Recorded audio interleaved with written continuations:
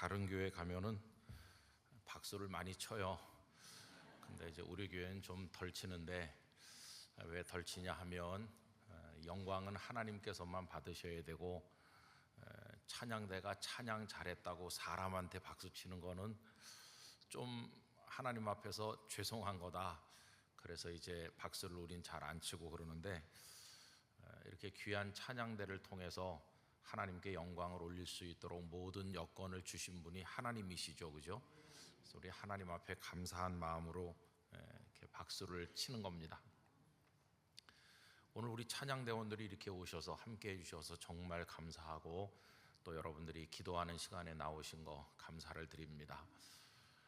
제가 가끔 이제 우리 찬양대원들이 하나님께 영광 올리는 걸 들으면서, 야, 이렇게 아름답고 귀한 찬양을 들으면서 예배를 드리고 기도를 하고 이런 교회가 우리나라에 몇 군데나 있겠나 하는 생각을 해보거든요.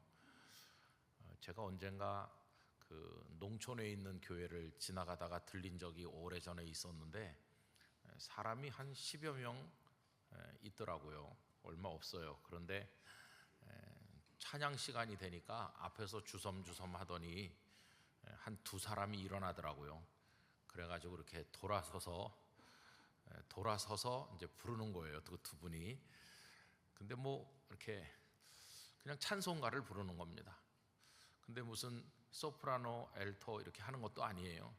그냥 평상시 부르던 대로 두 분이 부르고 앉았는데, 그게 그 교회의 찬양인 거예요. 당연히 지휘자도 없고 뭐 반주자도 없죠. 반주자도 없이 그냥 이렇게 두 분이 부르는 거예요. 근데 저는 그날 그 자리에 있으면서 너무 초라하지만 또 하나님께서 기쁘게 받으시는 찬양이다, 또 색다른 감동이 있었어요. 우리 영락교회에서는 이렇게 웅장한 찬양을 들으면서 참 감동을 받고, 그러면서 얼마나 감사한지. 여러분, 저도 이제 언젠가 은퇴할 거 아닙니까? 은퇴하면 어디 가서 예배드리지? 그런 생각을 하고, 또 어떤 찬양대가 찬양하는 걸 내가 들을까? 그런 생각을 해요. 그래서 우리 영락교회 찬양대원들이 찬양하는 거 귀하게 생각하고 또 은혜를 받고 그래야 됩니다. 여러분들 주일마다 또 예배 때마다 찬양대원들의 입술의 고백이 여러분들의 찬양이 되기를 바라고요. 또 우리 찬양대원들 위해서도 많이 기도해 주시기를 바랍니다. 아마 우리나라에서 주일날 찬양하기 위해서 주중에 나와서 이렇게 연습을 하고 또 주일날 일찍 와서 연습하고 이렇게 하는 교회는 거의 없을 거예요. 거의 대부분이 예배 전에 와서 이렇게 해가지고 찬양하는데, 우리 교회는 주중에 나와서 주중 연습을 하잖아요. 이게 일주일에 매주 고정된 시간에 나와서 찬양 연습하는 게 어려운 거거든요, 사실은. 그거를 꾸준히 몇십 년씩 하면서 하나님을 찬송하죠. 우리 교회 올해 찬양의 사역을 맡은 분들이 근 1000여 명 되시는데, 여러분들이 찬양대원을 위해서 많이 기도해 주시길 바랍니다. 여호사밧이 전쟁을 하게 되었을 때 찬양대를 앞세우고 이렇게 나가가지고 승리하는 거예요. 하나님께서 우리 영락교회 성도들의 입술의 찬양을 받으시고, 예배 중에는 찬양대원들의 찬양을 받으시고, 우리가 찬송 생활의 권능을 체험하게 되기를 바랍니다. 이제 오늘부터 시작해서 3주 동안 특별 금요 기도회로 이렇게 모이는 건데, 제가 목회하면서 이 특별이라는 두 글자의 능력을 많이 체험하고 있어요. 특별 그러면 좀 더 오시고, 보통 그러면은 잘 안 오고 그래요. 근데 오늘도 아마 특별이기 때문에 오신 분이 한 몇 분은 계실 텐데, 제가 이제 3주 동안 연속으로 우리 교회가 이게 기도에 관한 금요 기도회를 모이려고 하고, 다음 주, 그 다음 주에 오시는 분들은 아주 탁월한 목사님들께서 오실 것입니다. 제가 오늘도 어제도 계속 생각을 해봤습니다. 이제 주제를 기도로 정해가지고 우리가 예배를 드리고 말씀을 나누는데, 그럼 어떤 사람이 기도라는 주제를 가지고 설교하기에 적합한 강사일까? 어떤 분을 강사로 모시면 기도에 관해서 잘 얘기할 수 있을까 이렇게 생각을 해봤어요. 그러면서 이제 저를 생각해봤어요. 너는 기도라는 주제를 가지고 설교를 할 수 있는 자격이 있냐, 혹은 준비가 있냐, 이렇게 물어봤어요. 여러분 어떻게 생각하세요? 기도라는 주제로 설교를 하려면은 어떤 강사여야 될까요? 그렇죠. 그러니까 이제 기도를 하는 분이어야 된다는 거예요. 그게 많이 찔리는 거예요. 그 다음에 또 기도를 해도 보통 해서는 안 되고, 기도를 많이 하는 분이 강사의 자격이 있을 것 같아요. 또 이제 생각을 해보면 지금까지 살아오는 동안에 하나님의 은혜를 구하면서 간절히 기도해서 남들이 갖지 못한 기도의 응답이라고 하는 짜릿한 체험을, 아주 결정적인 체험을 했거나 아니면 많이 체험하신 분, 조지 밀러 목사님쯤 돼서 한 5만 번쯤 기도 응답을 받았다고 하는 분쯤 되면은 정말 굉장한 강사이겠다, 그런 생각도 할 수도 있겠죠.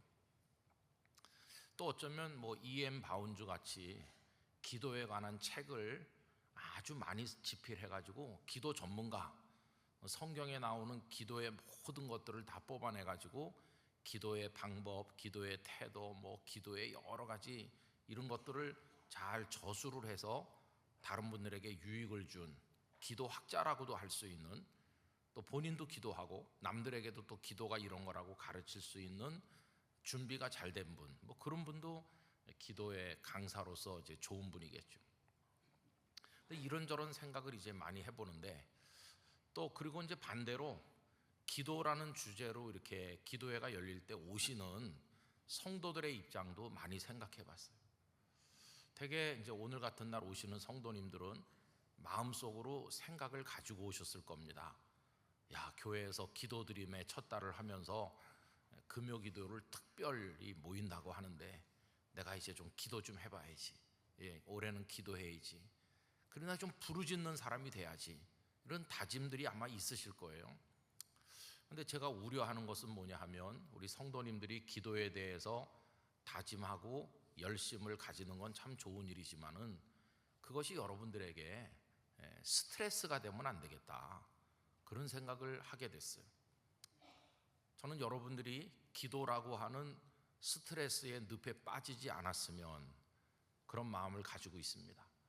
여러분, 성령님은 자유하시는 영이세요. 우리를 풀어주시는 영이시지, 너 기도를 왜 그렇게 하냐 이렇게 우리를 막 몰아붙이시는 성령님이 아니시거든요. 기도하는 사람의 영은 자유케 하시는 성령님 안에서 누구보다도 행복해야 되고 막힌 게 없어야 되고 그냥 자유를 만끽해야 되는 거예요. 근데 기도 생활이라고 하는 게 큰 짐이 돼가지고 이게 율법적인 무거운 짐으로 우리를 내리누른다면은 이건 어딘가 잘못된 거죠, 그죠? 여러분, 오늘 읽은 갈라디아서 5장 5절과 6절은 갈라디아서 전체에서 우리가 이해를 해야 되는 말씀이죠. 갈라디아서는 축소판 로마서라고 할 수 있습니다. 흔히들 로마서와 갈라디아서를 교리서신이라고들 말씀합니다. 로마서와 갈라디아서의 중심 주제를 여러 가지로 표현할 수 있지만 특별히 갈라디아서는 율법과 복음의 얘기예요. 근데 이제 여러분, 제가 율법과 복음 이렇게 말했지만 조금 더 전문적으로 얘기하면은 복음과 율법이죠. 복음과 율법. 순서를 바꿔야 돼요. 율법을 앞세우고 복음을 나중에 얘기하는 거는 어떻게 이해되느냐 하면, 여러분, 율법이 뭡니까? 무엇인가를 하는 거, 무엇인가를 지키는 거, 뭔가 조건을 내가 다 채우는 거, 그게 율법적인 인간의 노력이잖아요. 사람이 하나님 앞에서 인간적인 노력을 열심히 해가지고 하나님이 원하시는 조항들을 다 지켜서 열심히 해가지고 그걸 다 채우면, 그걸 먼저 하면 그 다음에 하나님이 복음을 통해서 은혜를 주신다. 이렇게 하면은 구원받을 사람이 있을까요, 없을까요? 아무도 없어요. 그래서 율법을 먼저 앞세우면 절대로 안 돼요. 그러니까 순서를 이렇게 바꿔야 되는 거죠. 그래서 복음이 먼저 오고 그 다음에 율법이 오는 거예요, 그죠? 이 복음과 율법은 다른 말로 바꿔서 말하면 은혜와 율법이라고도 말할 수 있어요. 왜냐하면은 복음 속에는 하나님의 은혜가 담겨 있기 때문입니다. 복음이 먼저 온다고 하는 거, 이게 굉장히 중요한 건데, 이거를 전형적으로 보여주는 게 십계명이에요. 여러분, 십계명의 첫 번째 계명부터 10번째 계명까지가 뭡니까? 하라는 것과 하지 말라는 것들이 이렇게 다 들어있는 거죠. 간음하지 말아라, 살인하지 말아라, 쭉 이렇게 얘기하고, 또 하나님을 잘 섬겨야 될 것들 이렇게 10가지 얘기하고 있어요. 이거는 하라고 하는 우리에게 주신 명령이잖아요. 이게 율법의 대표죠. 근데 십계명을 말씀하기 전에 하나님께서 먼저 말씀한 게 있어요. 먼저 말씀한 게 뭐냐 하면은, 나는 너희를 애굽 땅 종되었던 집에서 인도하여 낸 너희 하나님 여호와니라. 요걸 먼저 말씀하시고 나서 제1은 이렇게 나오는 거예요. 그런 거, 나는 너희를 애굽 땅 종되었던 집에서 인도하여 낸 여호와라는 말씀이 뭡니까? 여러분, 이스라엘 백성들이 애굽에 있을 때, 노예로 고생할 때 그 10가지 계명을 열심히 먼저 지켰기 때문에 출애굽을 시켜주셨나요? 그게 아니에요. 그냥 애굽에서 고생을 죽도록 하면서 하나님을 원망하면서 하나님의 백성이라고 말하기에도 부끄러운 모습으로 그들이 그 고통받고 있을 때 아무것도 하나님 앞에 한 게 없어요. 그런 상태에서 하나님은 모세를 보내서 먼저 은혜를 베푸시고 먼저 구원하셨어요. 먼저 출애굽 시켜주셨어요. 은혜가 먼저입니다. 은혜가 먼저 은혜를 베푸시고 나서 시내산 아래다가 데려다 놓으시고, 자, 내가 누구냐? 너희를 애굽 땅 종되었던 집에서 인도하여 낸 여호와 하나님이다. 내가 너희에게 엄청난 은혜를 먼저 베풀었어. 너희는 은혜를 받은 사람이야. 그러니 이제는 나도 좀 너희한테 요구하고 싶은 게 있어. 나 외에 다른 신을 섬기지 말아라. 이런 식으로 나중에 나오는 거예요. 그럼 여러분, 율법을 지키고 계명을 잘 준수하는 이거는 하나님의 은혜를 얻기 위한 조건입니까? 아니면 감사의 응답입니까? 감사의 응답이에요. 나 같은 죄인을 구원해 주시다니 감사하고 감사하고 또 감사합니다. 내가 어떻게 이 은혜를 하나님 앞에 보답할까? 이렇게 할 때 하나님께서 너 이제부터 나만 섬겨. 그러면은 막 죽지 못해서 억지로 섬기는 게 아니라 기쁨과 감격으로 막 우러나오는 기쁨으로 하나님을 찬송하고, 이게 성도의 삶이거든요. 그래서 저는 우리 영락교회 성도들에게 먼저 하나님의 은혜가 충만하시기 바랍니다. 구체적으로 말하면 죄 씻김 받은 은혜가 넘치시길 바라고, 죽음을 이기는 승리가 함께 하시길 바라고, 하나님의 자녀된 자존심 거룩한 긍지로 자부심을 가지고 마귀 권세를 이기시기를 바랍니다. 우리는 그 은혜를 받은 사람인 것이에요. 그런데 이제 갈라디아 지역의 교인들이 사도 바울에게 소리가 들리기를, 이 사람들이 그 복음의 원리를 무시하고 망각하고, 뭐 사람이 먼저 하나님 앞에 율법도 지키고 할례도 받고 뭘 좀 해야 하나님의 은혜를 받을 수 있다거나 부끄럽지 않게 받을 수 있다고 말한다고, 그런 가르침에 넘어가는 사람들이 있다는 얘기를 바울이 알게 된 거예요. 그래서 화가 났어요. 아니, 이 은혜의 원리를 무시하고, 인간이 뭐냐? 다 죄인인데 인간이 어떻게 먼저 하나님 앞에 이렇게 해가지고 할 수 있겠니? 그건 불가능한 일 아니냐? 그런데 왜 내가 너에게 전한 복음을 무시하고 그 다른 복음, 말도 안 되는 그런 복음에 따라서 현혹되느냐? 이렇게 바울이 화가 많이 났어요. 그래서 갈라디아서 1장에 보면 책망하는 말씀을 앞에 하고 있어. 그러면 안 된다고. 그러면서 2장, 3장, 4장 쭉 내려가면서 이 은혜가 먼저, 복음이 먼저고, 그 다음에 그 은혜에 따라서 하나님께 응답하는, 이게 원리가 어떤 것인가를 쭉 설명하고 있어. 여러분, 우리 믿는 사람에게도 율법이 필요가 없는 건 아니에요. 거기 보면 부모를 공경하고 뭐 사랑하고 다 나와. 이웃 것을 탐내지 말고 하나님을 경외하는 원리가 다 나오는데, 그건 언제 나오는 거냐 하면 구원받은 은혜에 대한 기쁨이 있는 상태에서 우리에게 주어지는 거예요.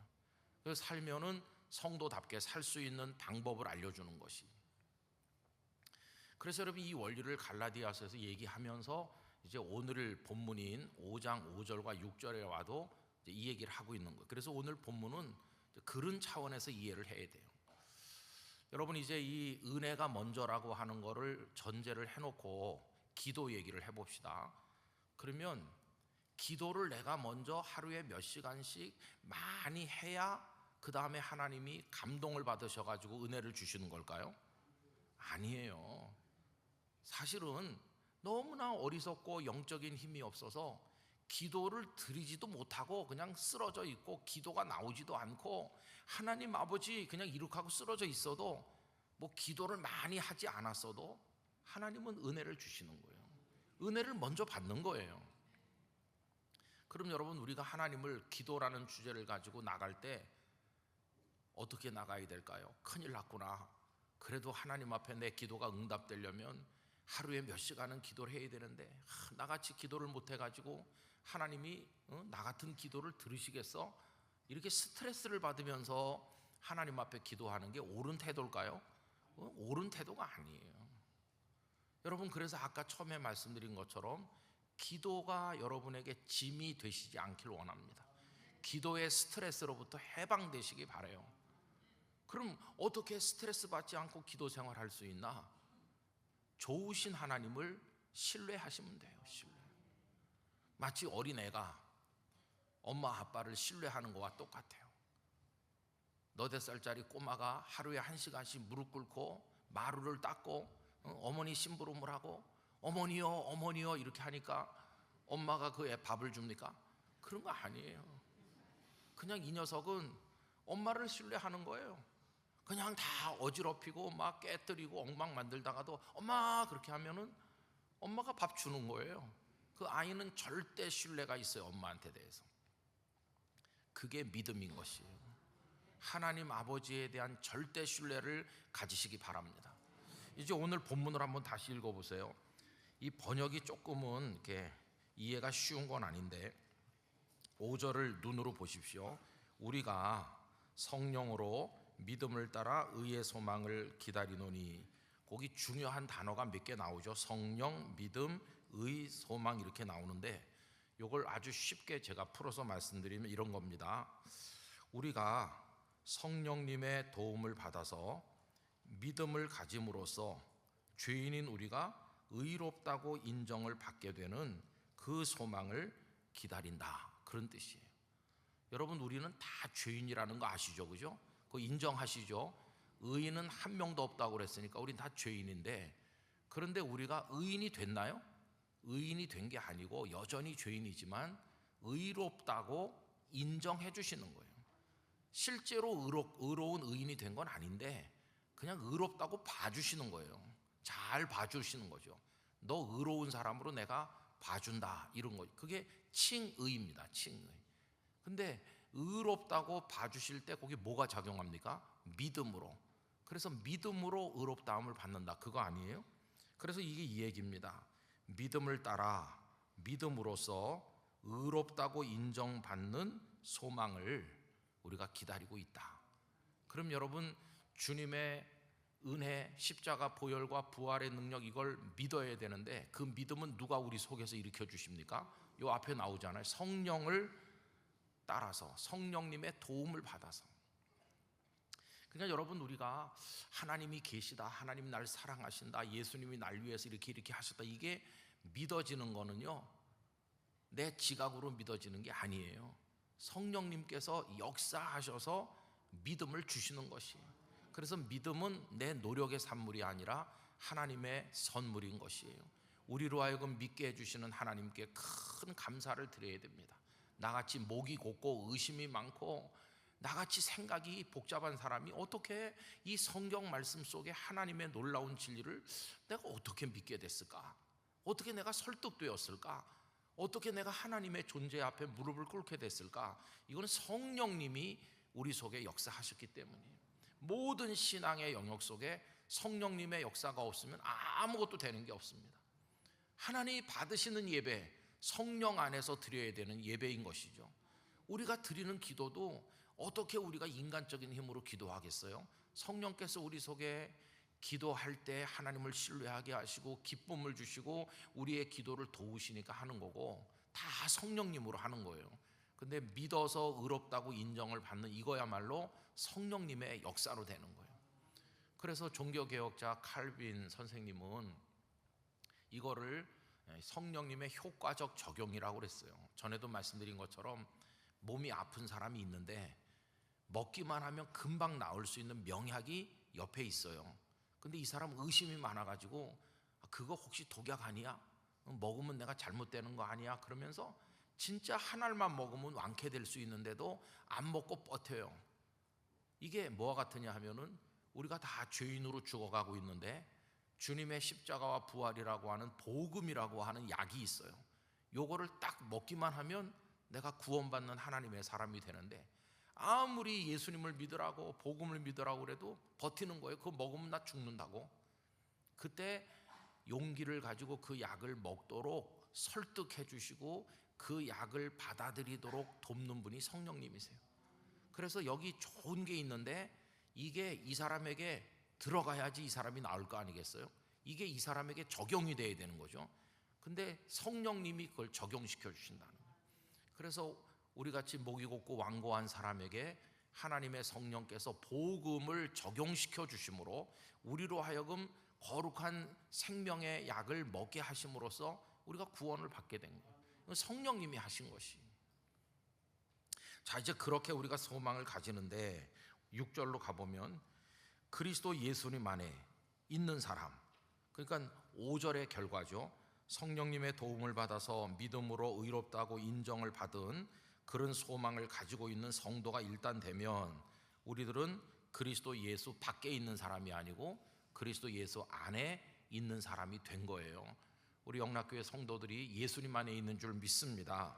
예수님 안에 있으면 그 다음에는 할례 받았는지 할례 받지 못한 무할례자인지가 효력이 없다는 말은 아무 상관이 없다는 말이에요. 예수님을 믿어서 이제 예수님 안에 있는 성도가 됐으면 누가 와서 당신 유대인 출신 그리스도인인가요? 아니면 이방인 출신 그리스도인인가요? 이렇게 묻는 게 아무 의미가 없어요. 유대인 출신 그리스도인들은 아마 할례를 받았겠죠. 할례 받은 성도. 그 다음에 이방인 출신 그리스도인은 할례가 뭔지 모르다가 나중에 예수 믿었으니까 할례를 안 받은 성도죠. 교회 안에 할례 받은 성도가 있고 할례 안 받은 성도가 있는데 중요한 게 뭡니까? 할례가 중요합니까? 아니요. 예수님을 믿어 그리스도 안에 있는 성도가 됐다는 그게 중요한 거지. 이제 할례, 무할례 이런 건 아무 의미가 없다는 거예요. 그럼 사도 바울이 너희들이 왜 율법에 매달리느냐, 왜 할례 받았는지 거기 매달리느냐, 그게 중요한 게 아니라 성령의 도움을 받아서 예수님을 믿어서 의롭다고 인정을 받고 구원의 소망을 가지고 예수 그리스도 안에 거하는 사람이 됐으면 이제 그걸로 충분하다는 거예요. 할례, 무할례 이런 게 아무 의미가 없어요. 그 다음에 남는 게 하나예요. 예수 그리스도 안에 있는 성도에게 남는 게 뭐냐? 6절 끝에 가보면 할례나 무할례나 이런 거는 아무 의미가 없고 그 끄트머리만 같이 읽어보실까요? 사랑으로서 역사하는 믿음뿐이니라. 할렐루야. 여러분 거기다가 이렇게 줄쳐서 기억하시면 좋겠어요. 우리 성도에게 중요한 건 뭐냐 하면 사랑으로서 역사하는 믿음뿐이에요. 사랑으로서 역사하는 믿음. 그럼 사랑으로서 역사하는 믿음이라는 게 무슨 뜻일까요? 여러 다른 번역본 성경을 비교해서 읽어보면 이걸 쉽게 번역하면 이런 겁니다. 사랑이 있어요. 믿음이 있어요. 그런데 그 믿음이 있다는 걸 뭘로 표현하는 거냐 하면 사랑으로 표현하는 것이 사랑으로. 여러분 이게 우리 신앙생활 전반에 있어서 특별히 기도 생활에 있어서 결정적으로 중요해요. 아까 제가 이제 기도의 스트레스로부터 오히려 해방되시기 바랍니다. 오늘 저녁에 이렇게 나오신 분들은 이제부터 기도 많이 해야지 이렇게 부담을 느끼며 나온 분들이 많은데 오히려 정반대로 오늘 이 시간에 그런 기도의 부담감을 다 내려놓고 훨훨 나는 새처럼 돌아가시기를 축복합니다. 그게 어떻게 가능한가 하면 사랑으로서 역사하는 믿음이 있으면 그게 가능한 것입니다. 사랑으로 역사하는 믿음은 내가 하나님을 믿고 주님을 믿는다고 하는 걸 사랑을 통해서 표현하는 거예요.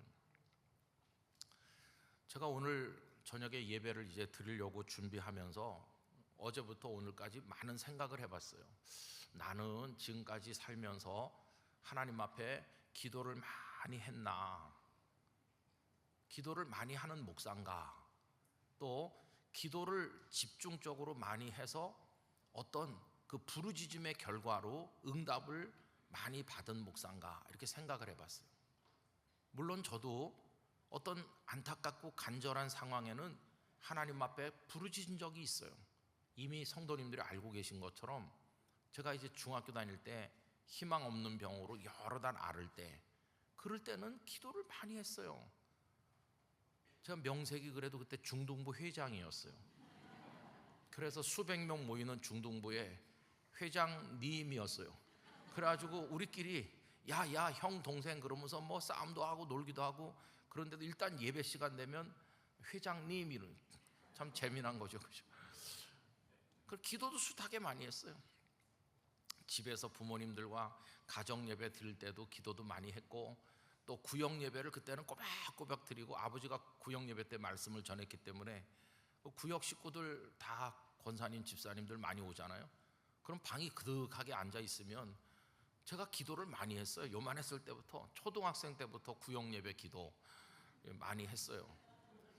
그러니까 뭐 기도는 뭐 그냥 어디서나 시키면 하는 거예요. 어디서나 시키면 하고.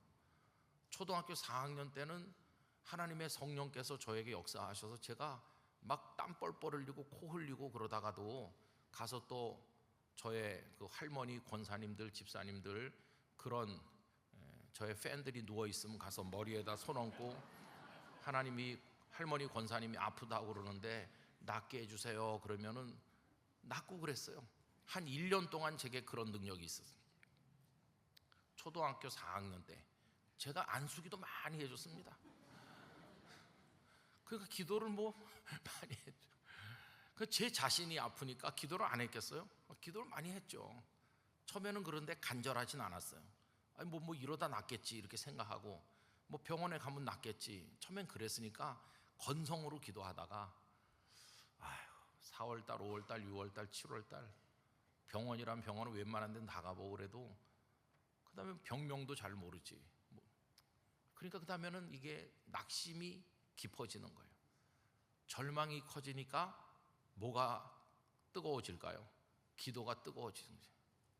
병원에 대한 기대가 이제 별로 없고 나을 것 같지 않다고 생각하니까 그때는 건성으로 하는 기도가 아니라 간절하게 기도죠. 간절하게. 11월 말에 가서 제가 나을 때까지 저희 아버지도 어머니도 저도 부르짖기도 하고 울기도 하고 막 낙심한 중에서도 희망이 하나님밖에 없으니까 그런 기도를 안 한 게 아니에요. 그래서 하나님의 은혜를 입기도 했어요. 또 이제 부산의 그 교회를 건축하는 과정에 이미 많이 들으셨겠지만은 빚이 많은데 IMF가 와가지고 이자율이 뭐 19%, 20% 이렇게 폭등해갖고 이자 감당하기가 그냥 숨이 막히고, 시공회사는 부도 났고 장로님 성도님들은 세 갈래 네 갈래로 갈라져서 막 다투시고, 장로님들끼리 멱살잡이도 하고, 젊은 목사에게 장로님들이 와서 사표 내고 장로 이제 못하겠다고, 그런 사표를 들고 집에 오면은 이게 뭐 되겠어요? 나이 이제 겨우 40밖에 안 됐는데 세상 물정도 모르지, 우리 아버지가 재벌인 것도 아니고 어떻게 이거를 감당하나. 교회가 금방 공중분해돼서 없어질 것 같더라고요. 무슨 유력한 인사가 있는 것도 아니고. 그런 절망 속에 있으니까 그때는 기도를 간절하게 하는 거죠. 그때는 정말 간절하게 기도했어요. 그런 기도를 한 적이 없는 건 아니에요. 자, 그런데 어제 오늘 사이에 나는 그렇게 기도를 해서 응답받은 적이 얼마나 있나 이렇게 가만히 생각을 해보니까 그리 많지 않은 것 같아요. 여러분이 잘 이해가 되시는지 모르지만 그렇게 뭐 기도를 많이 해가지고 조지 밀러 목사님처럼 5만 번이나 응답, 그런 게 별로 없어요. 여러분의 목사는 간절히 기도해서 응답받은 일이 별로 없는 목사예요. 그래서 아까 제가 여기 오늘 저녁에 강사될 자격이 있나 그런 생각을 했다는 거예요.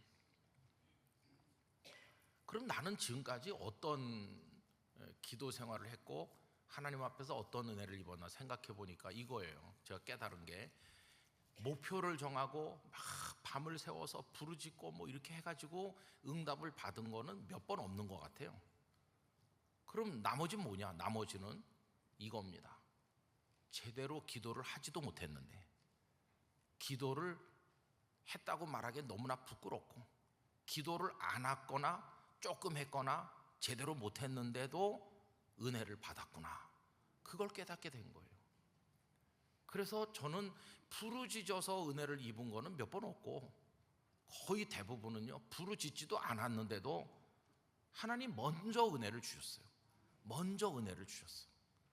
그러니까 쪼무라기 꼬마가 시계를 계속 보고 있다가 엄마 11시 반이야, 30분 후에 밥 주실 줄 믿습니다, 이렇게 했기 때문에 12시에 밥 주는 게 아니잖아요. 얘는 그냥 노는다고 정신없고 밥 시간이 됐는지도 관심도 없어요. 그래도 엄마는 야, 밥 먹을 시간 됐어, 얘가 부르짖기 때문에 밥을 준 게 아니고 그냥 엄마가 알아서 주는 거예요. 그죠? 아, 나는 지금까지 하나님 앞에서 그런 은혜로 살았구나. 제가 뭐 밤낮 깨어있고 언제나 기도에 힘쓰고 밤을 새워 기도하고 하나님 앞에 부르짖고 그래서 내가 오늘까지 산 게 아니구나. 나는 어리석고 기도할 줄도 모르고 기도의 능력도 없고, 나는 기도해야 마땅한데도 안 할 때도 있고, 나는 어리석기가 짝이 없는데도 시간 되면 밥 주는 좋은 어머니처럼 하나님은 다 나에게 먼저 은혜를 주셨구나, 그걸 깨달았어요.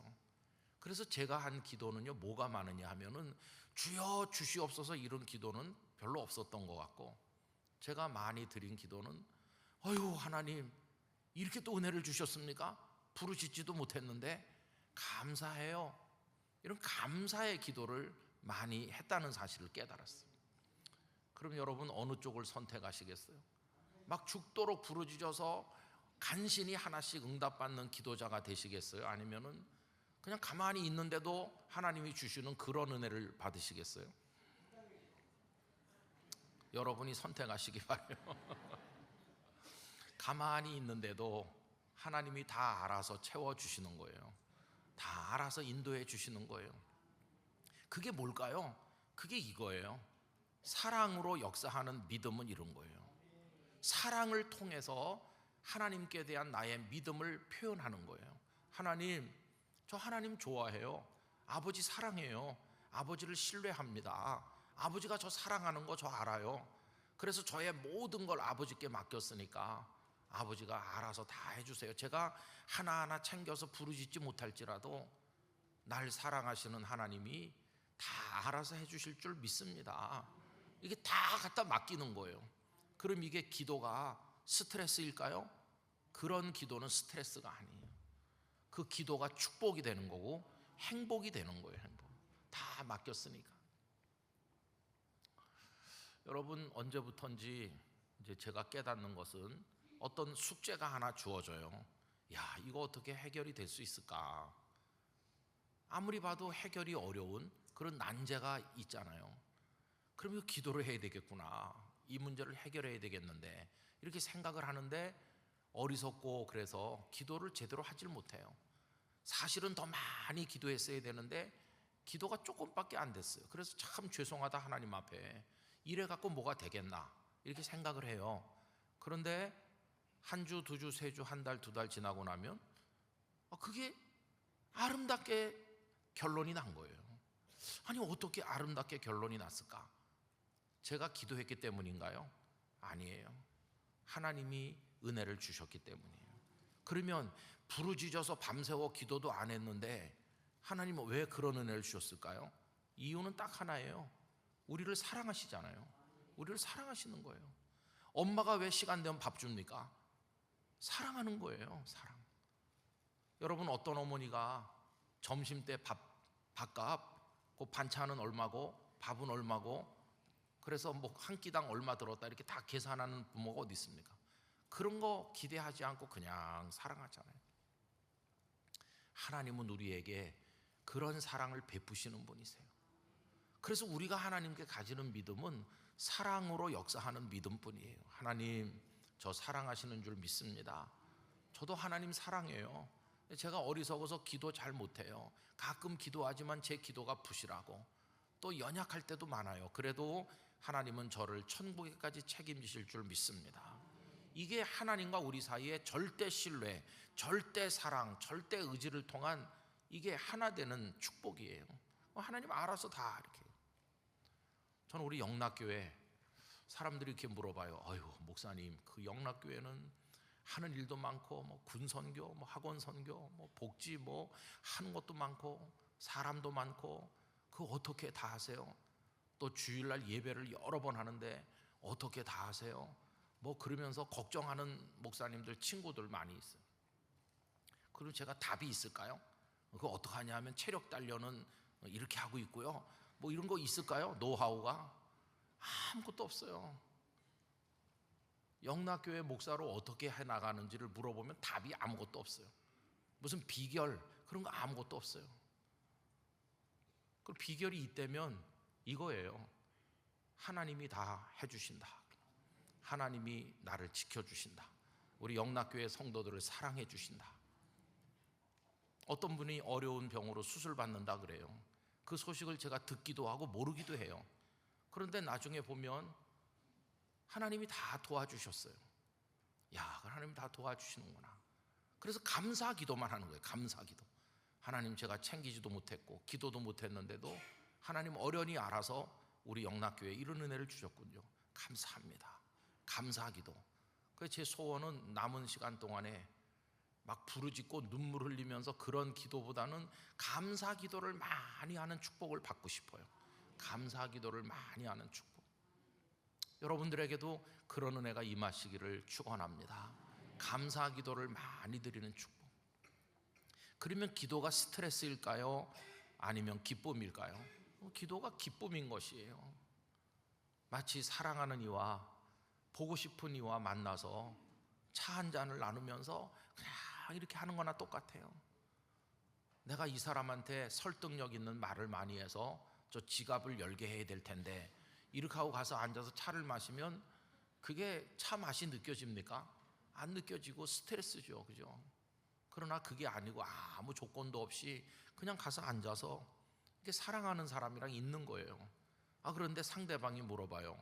너 요새 뭐 필요한 거 없니? 그리 못 이기는 척하고 얘기하는 거예요. 그럼 다 되는 거예요. 하나님과 우리 사이의 관계는 그런 거예요. 그거보다 훨씬 더 진한 사랑을, 독생자까지 주시는 사랑을 우리에게 주셨잖아요. 새벽 기도 때 나와 있으면은 어떤 날은 기도가 잘 돼요. 잘 된다면 좀 이상한 말이지만은 조목조목 이렇게 기도가 잘 이렇게, 어떤 날은 뭔가 이렇게 가슴이 좀 먹먹한 날도 있고, 어떤 날은 너무 피곤하면요 졸음의 은혜가 임하는 날도 있어요. 그래가지고 이렇게 비몽사몽간에 뭐 여러 가지 경우가 있어요. 근데 분명한 게 하나 있어요. 새벽에 와서 이렇게 앉아 있으면 하나님의 은혜가 눈 내리듯이 영락교회에 내리고 있다. 이 교회는 하나님의 교회다. 목사들에게도 전도사님들에게도 장로님들에게도 다 하나님의 은혜가 내리고, 우리가 뭐 대단히 기도를 많이 해서 영락교회가 오늘까지 온 게 아니고 하나님의 은혜로 온 거다. 앞으로도 하나님의 은혜로 될 거다.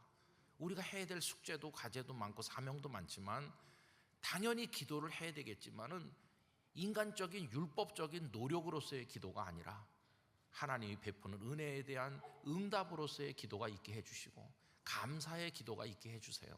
그런 생각이 드는 거예요. 여러분, 영혼에도 색깔이 있고 영성에도 컬러가 있는 것 같아요. 신앙생활에도 다 이렇게 모습이 달라요. 이제 우리 예배 시간에 공중기도 하잖아요. 대표기도를 하는 분 중에는 이런 기도를 하는 분이 있어요. 하나님, 성경에 보면 이렇게 하라고 그랬는데요, 우리는요 이걸 못하고 있습니다. 우리 교회에 이런 걸 못하고 있습니다. 왜 교인들이 이런지 모르겠어요. 이렇게 기도하는 분이 있어요. 그분은 스트레스가 엄청 큰 신앙생활을 하는 거예요. 하나님께서 스트레스 받으라고 하시는 거 아닌데 저분은 너무 많이 찌들려 있구나. 그 영혼에 기쁨이 없잖아요. 그건 주님이 원하시는 방법이 아니에요. 회중의 대표로 기도하는 분이 하나님, 부족한 우리들을 이렇게 사랑해 주셔서 감사해요. 이렇게 예배하게 해주셔서 감사해요. 찬양대의 아름다운 찬양을 듣게 해주셔서 감사해요. 우리 영락교회를 오늘까지 이끌어 주셔서 감사해요. 어려운 중에도 이런 일을 하게 해주셔서 감사하고, 소망을 가지게 해주셔서 감사하고, 80주년을 통해 미래를 열게 해주셔서 감사하고, 저 감사합니다. 베다니 광장에 기쁨이 가득하게 해주시고, 성도들의 마음에 평화가 임하게 해주시고, 우리 다음 세대 자녀들이 행복하게 자라게 해주시고, 하나님께 영광 올려드립니다. 그런 기도를 하면요, 막 힘이 나요. 힘이, 기쁨이 충만한 기도잖아요. 그러면 그런 기도엔 하나님이 응답하시지 않나요? 더 기뻐하시고 좋아하시죠. 저는 그래서 오늘 저녁에 여러분들이 받으셔야 될 은혜가 있다면, 우리 성령님 안에서 한없는 자유를 누리면서 기도가 스트레스가 되지 말고 기도가 기쁨이 되는 축복을 누리시기 바랍니다. 이렇게 하면 기도 생활이 하나도 어렵지 않아요. 이렇게 하면 기도하는 게 즐겁고, 늘 어딜 가든지 오든지 주님을 생각하면서 마음으로 묵상하고 기도하고, 기도가 주님과의 데이트가 되는 거고 행복하게 되는 건데, 기도를 무슨 큰 대사를 치르듯이 생각하면서 나 들어가, 기도하러 간다, 골방에 가, 알았지? 이렇게 하면 그 다음에 들어가면은 너무 힘든 과제를 수행하는 거예요. 기도는 그렇게 하면 안 돼요. 여러분, 하나님과 우리 사이에 하나님 우리를 사랑하시고, 나는 하나님을 신뢰하고, 나의 믿음을 사랑을 통해서 표현하고, 그렇게 될 수 있기를 원합니다. 여러분의 숨겨진 사정, 우리끼리는 숨겨진 사정이지만 하나님께는 숨겨진 사정이 없어요. 이미 다 알고 계셔요. 이 녀석아, 그거는 네가 원하는 대로 되면 너 더 안 되기 때문에 내가 안 주고 있는 거야. 이런 것도 많이 있고, 내가 너를 이렇게 하려고 한다, 축복하시는 것도 있고, 다 하나님 앞에 맡기시길 바랍니다. 100% 신뢰하시고 하나님 안에 자유하시기를 축원합니다. 그래서 오늘 저녁에 기도하실 때 막 이렇게 인상을 쓰고 하나님을 향해 항의하듯이 그렇게 기도하지 마시고 행복한 기도자가 되시기를 바랍니다. 저는 오늘 저녁에 너무 감사한 게 많아요. 그냥 행복할 뿐이에요. 얼마나 감사한지요. 이런 모습으로 우리가 교회 생활, 신앙생활, 모든 삶의 영역에서 하나님의 은혜로 인해서 기뻐 뛰는 하나님의 어린이 같은 기쁨의 신앙생활 할 수 있기를 간절히 바랍니다.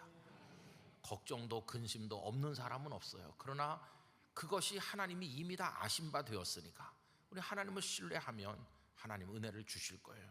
그게 믿음의 신뢰예요. 다 맡겨버리시기 바랍니다. 하나님의 사랑을 믿으시기 바랍니다. 그러면서 감격의 기도로 하나님을 찬송하고 감사하고 영광 올려드리고 행복한 성도로 평생에 하나님의 축복을 누리시기를 간절히 축원합니다.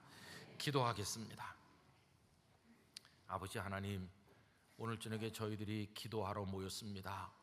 그러나 무슨 율법적 의를 행하듯이 억지로 짜내는 기도, 인간적인 고행 같은 기도, 스트레스와 부담되는 기도가 아니라 우리를 너무도 이미 사랑하고 계시는 하나님께 우리의 모든 걸 맡기는 신뢰의 기도가 되기를 원합니다. 사랑으로 역사하는 믿음으로써 기도하기를 원합니다. 하나님께 감사하는 기도를 드리는 사람 되고 싶습니다. 앞으로도 그런 은혜로 저희들을 인도하여 주시옵소서.